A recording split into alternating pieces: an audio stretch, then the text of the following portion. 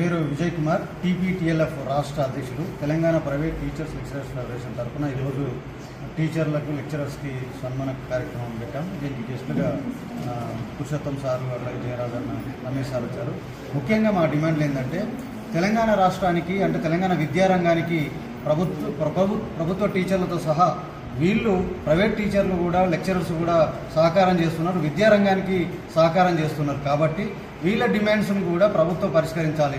ప్రభుత్వం టీచర్లకు ఏదైతే బెనిఫిట్స్ ఇస్తున్నారో ప్రైవేట్ టీచర్లకు కూడా అవే బెనిఫిట్స్ ఇవ్వాలి. ముఖ్యంగా 7 లక్షల మంది ఉన్న అంటే స్కూల్ నుంచి ఇంజనీరింగ్, పీజీ, పిహెచ్డి ఇవన్నీ కాలేజీలు, ప్రైవేట్ కాలేజీలలో ఎక్కువ మంది లెక్చరర్స్, టీచర్స్ ఉన్నారు. 7 లక్షల మంది.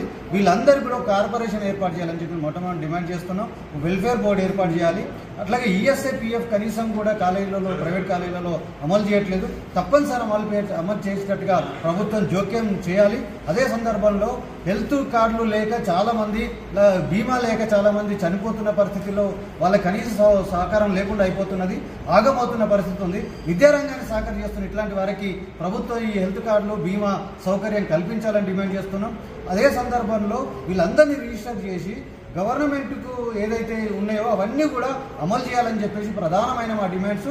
అట్లాగే కనీసమైన సెక్యూరిటీ ఉండట్లేదు, మధ్యనే తీసేస్తున్నారు ప్రైవేట్ కాలేజీలు. ఇవన్నీ కూడా ఇంప్లిమెంట్ చేయాలి. వాళ్ళకందరూ కూడా ఉద్యోగ భద్రత ఇవ్వాలి. కనీసమైన జీతం 35,000 హైదరాబాద్ లాంటి పట్టణాల చోట్ల ఉండాలి. ఇది ఉండేలాంటిగా ప్రభుత్వం జీవోలు, ఆర్డర్లు ఇవ్వాలని చెప్పేసి ఈ సందర్భంగా టీపీటీఎల్ఎఫ్గా డిమాండ్ చేస్తాము.